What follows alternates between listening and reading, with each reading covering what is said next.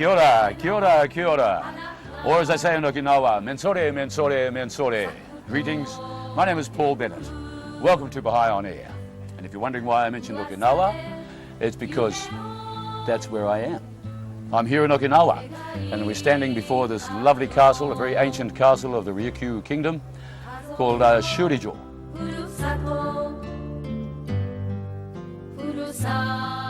I was very fortunate to be one of 4 Baha'i cultural performers from the South Pacific to tour this North Pacific island. This program is another episode of our unique Ocean of Light tour, bringing you highlights of some of our experiences in this wonderful Okinawa, Japan. Enjoy.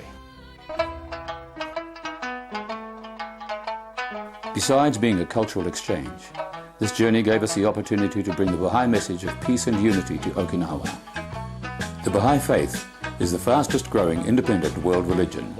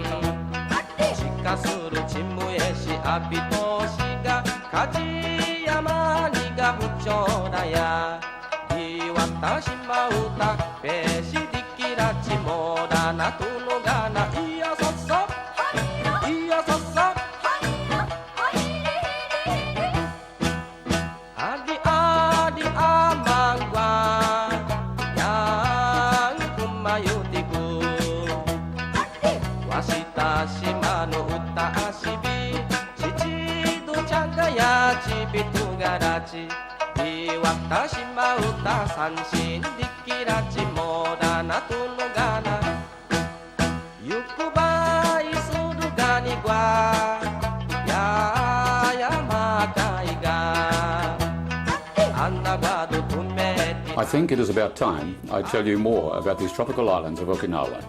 They are located about 2 hours flying time from mainland Japan in the East China Sea.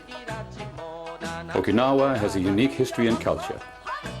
The people of Okinawa are warm and gracious.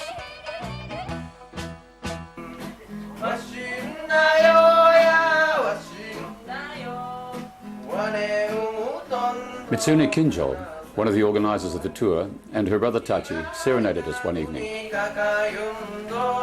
It was most welcome to have some relaxing time.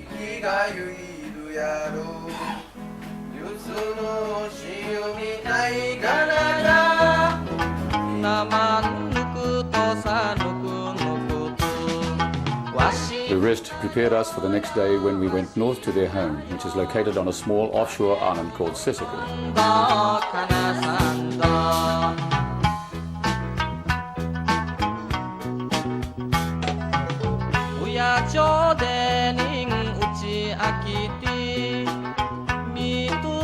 Even though it is a resort area, in some ways it was peaceful with beautiful scenery and well cared for cemeteries. Most of their tourists come from mainland Japan. The island also specializes in growing sugarcane.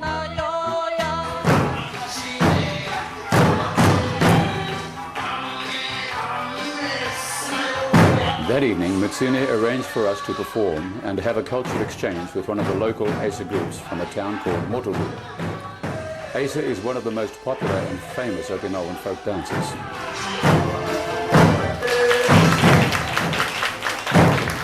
This young man is performing the motions of the traditional fighting art of karate. At one of our earlier performances, a karate demonstration was given. Okinawa is known as a root of karate. Many people from all over the world come to Okinawa to train. This man is from England, and this man is from South Africa. Both are here for many months to perfect the art under this Okinawan master.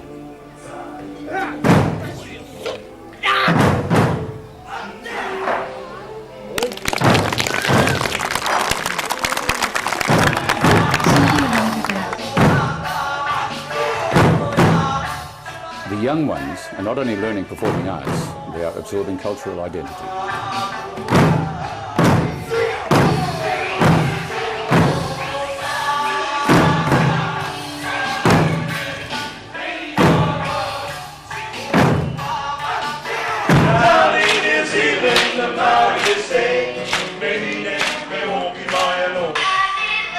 Then it was our turn. We were delighted to share our dance and music with them. They told us later it was highly unusual for groups from overseas to come to the area. We believe that all mankind is one. We presented our message of the oneness of God, the oneness of religion, and the oneness of mankind. And we got our usual great response when we said, we are all one family in Japanese.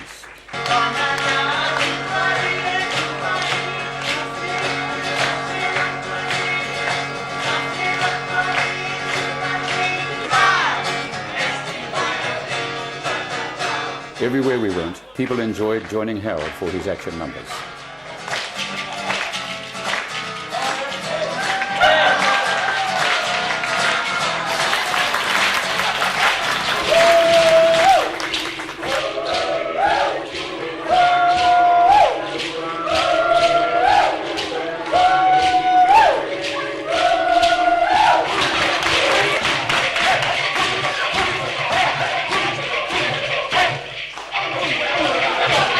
Now, I've been struggling with this dance for days, and this guy picks it up in a matter of seconds.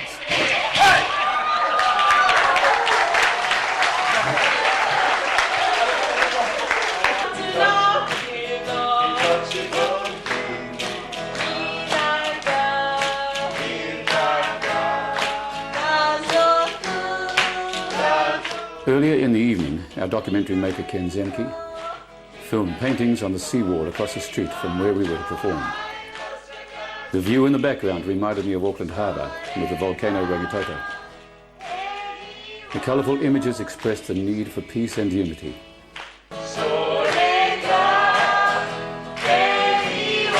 This confirmed for us the important message of our journey and performances. The Baha'is, as well as the Okinawans, are promoting peace and culture as high values for humankind, further cementing our unity of purpose. Thank you very much. One of the many principles in the Baha'i Faith is for the peoples of the world to learn a universal language. If the people of the world could talk directly to one another, barriers of fear and misunderstanding would fall away. This would represent another step towards world peace.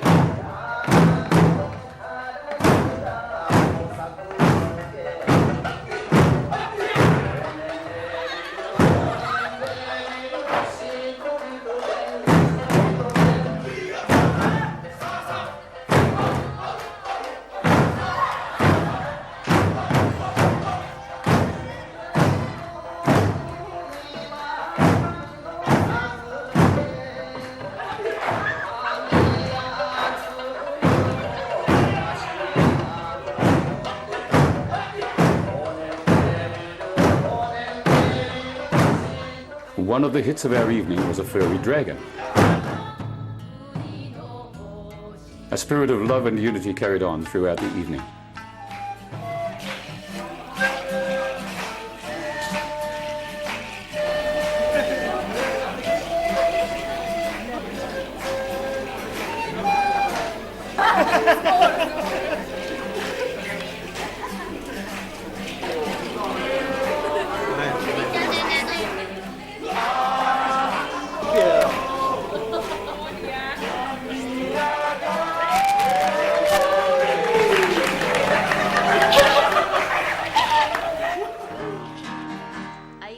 Back at our apartment, with this fellow protecting us, Christina shared a Baha'i song from the island country of Kiribati.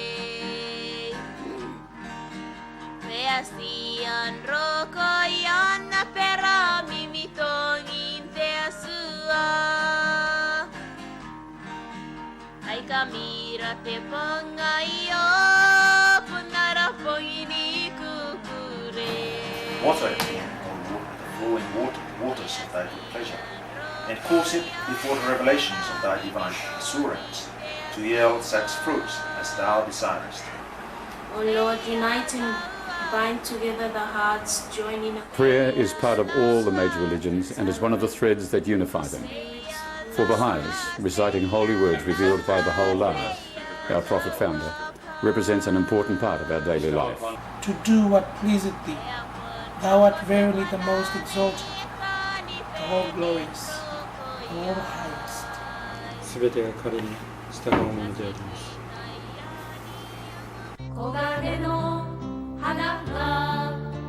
One day we had the good fortune of doing some of the wonderful sights of Okinawa. I really enjoyed being a tourist. Children, do not try this at home. We went deep into a cave, all beautifully laid out for us, to take in its splendor.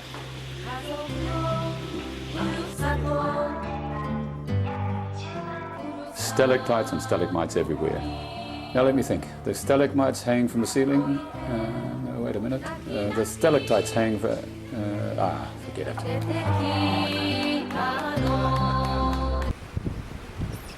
The next place we visited, I'll never forget. It is the World War II Peace Memorial Museum. The grounds are laid out with row upon row of granite markers, with the names of 244,000 Japanese who died in the tragic Battle of Okinawa in 1945. 120,000 of these unfortunate souls were Okinawans. 12,000 Americans also lost their lives in that terrible 95-day battle.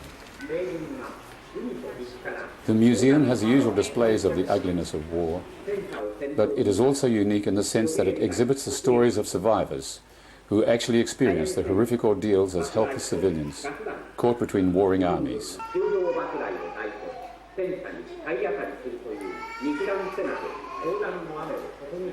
It's hard to believe, but even today all media is blasting similar stories in several places in the world.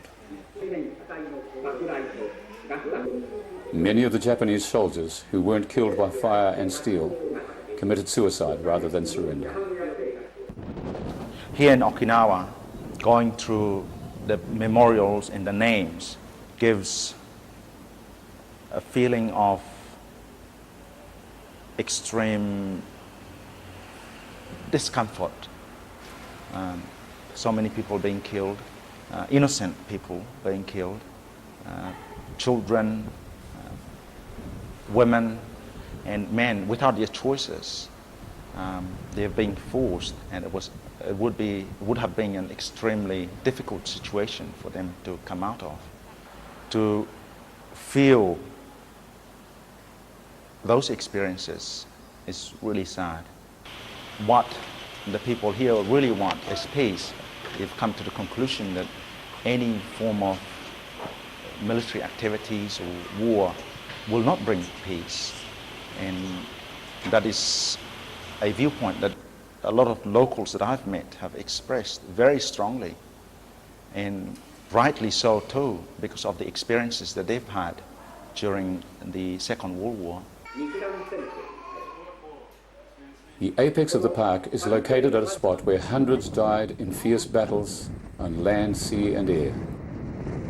This fountain symbolizes everlasting waves of peace, which emanate from this spot, reaching all parts of the world.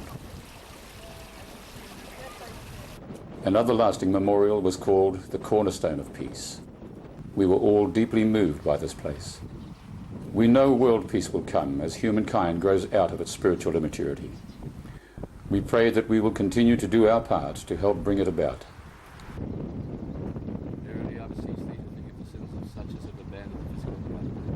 We also prayed for those souls who have departed this world and ascended to the spiritual realms. Well, the Pacific campaign of the Japanese went all the way to the South Pacific, and the South Pacific Islands, which were very, very peaceful at the time, also had their share of the experiences of the atrocities and the hardships that went with the military activities in the South Pacific. A lot of the fights happened in the Solomons, in Guadalcanal especially. There were many, many casualties. There were many, many losses of both the Japanese army and the Allied forces. I'm not too sure about the magnitude in which the locals there suffered, but coming here, I can imagine back in the Solomons, because of the fewness in numbers and the vastness of the land, people escaped escaped a lot of the the heavy military activities that were happening there.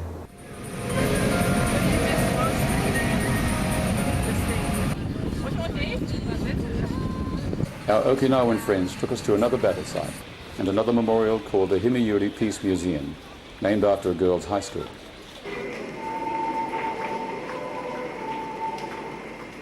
This memorial further broke our hearts.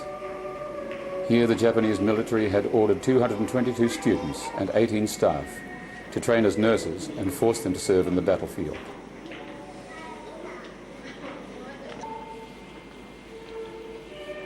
The women bravely carried out their duties.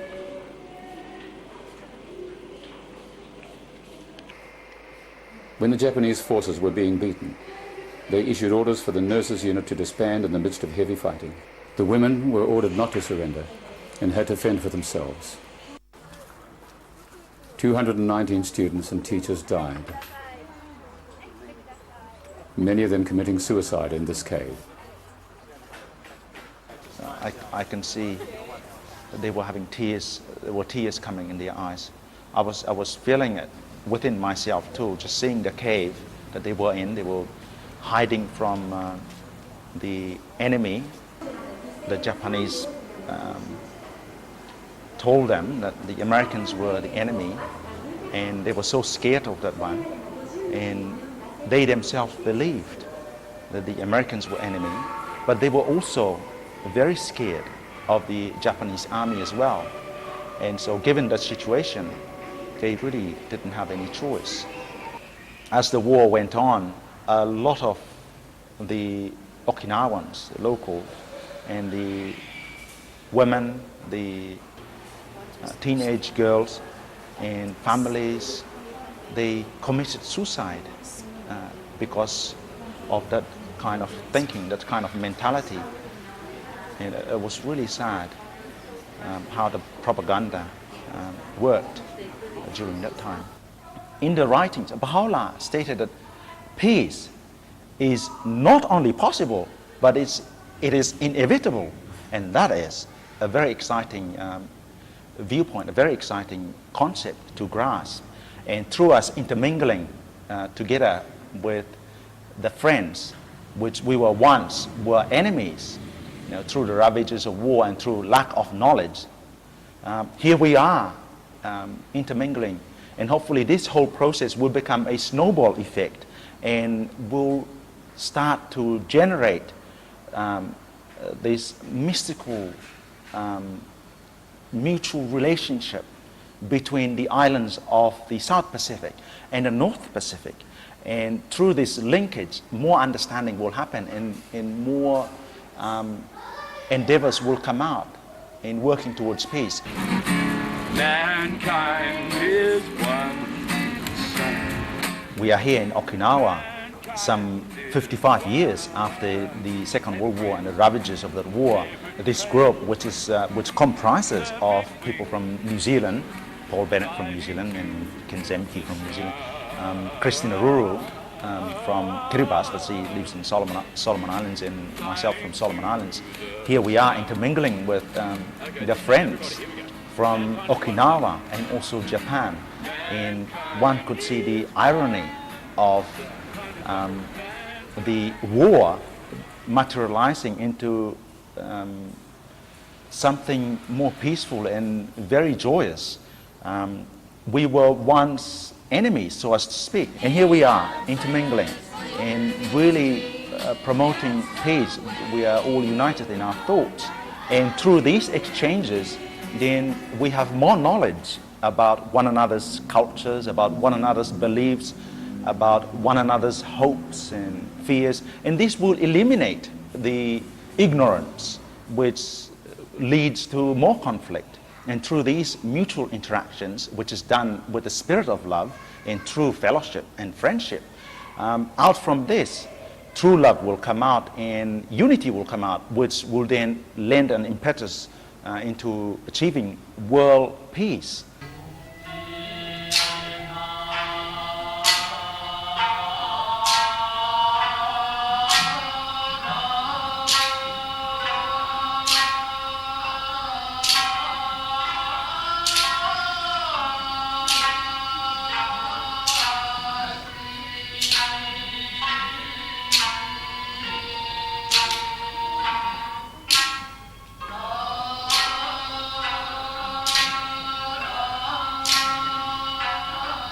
These elegant ladies are performing a classical dance once only performed for royalty of the Ryukyu Kingdom.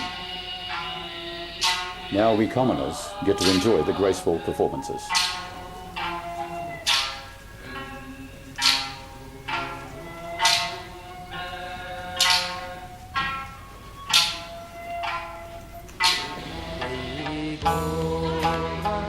And now a lesson in some of the Okinawan history. In the 13th century, the island was divided into 3 kingdoms. There was a great deal of struggle going on for a couple of centuries. Then a powerful king brought them all together to form the Ryukyu Kingdom. Their culture became greatly influenced by their neighbors when they began trading with China and Japan. Japan took over in 1609. Since that time, as part of Japan, Okinawa has cycled through prosperity and struggle. Until today, we found these proud people live a relatively good lifestyle.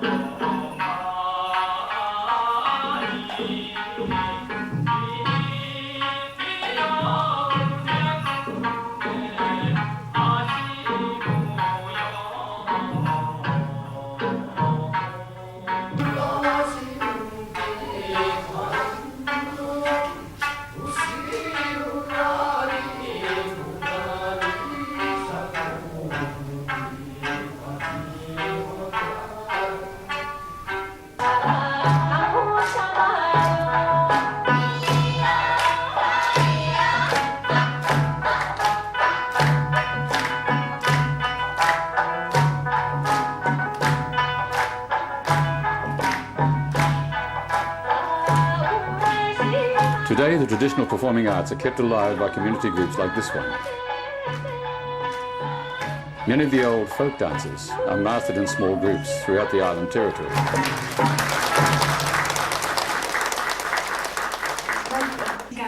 Our exchange performance was put together by this fellow Baha'i lady, Kumiko, who was a dance teacher.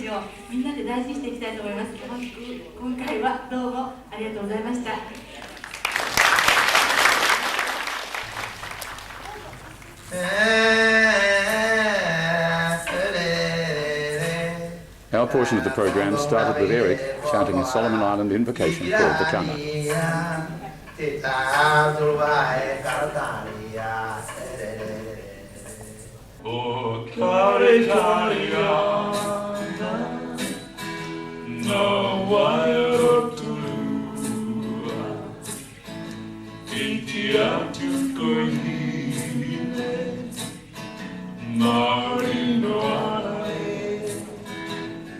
We all looked forward to presenting our songs and dances.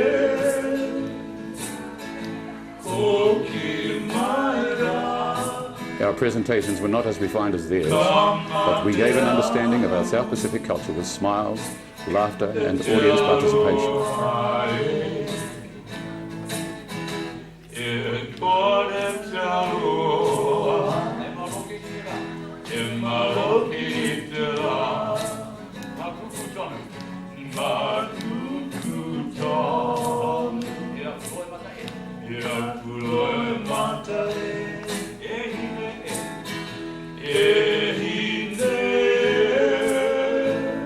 I don't know a better way for such diverse people to spend a Sunday afternoon. We hope you enjoyed this episode of Baha'i On Air, featuring our Ocean of Light tour. No matter what color or looks you may be, we are one.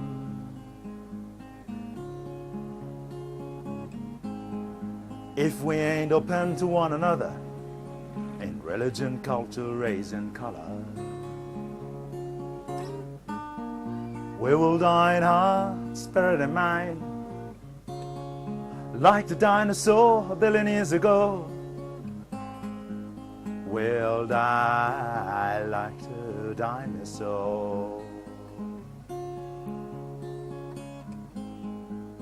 Oh yeah, like the dinosaur. I'd like to invite you to join us next time for the last episode of our documentary series. So unity in diversity is what we need. Sincerity to humanity, that's what we need. Unity in diversity, that's what we need. Oh yeah, that's what we need. Sincerity to humanity, that's what we need. So unity in diversity. If you would like more information about the Baha'i Faith, please phone us on 0800 Baha'is, that's with an S, or 0800 22 42 47. Have a peek at our website, www.baha'i.org.nz. Or you can write to us at the Baha'i National Office, Box 21551, Henderson. That's what we need. And as the Maori say in New Zealand, ka kite anō. Bow, bow, bow, bow, bow. It's exciting, and it is beautiful, and it is wonderful. And I'm just really very happy, and I feel very honored indeed to be part of this team. Very diverse, and yet unified, truly unified in the spiritual sense, and also in many aspects. You look at many levels, and we're really truly unified, and we're enjoying, we're having fun, and it's just really one fantastic endeavor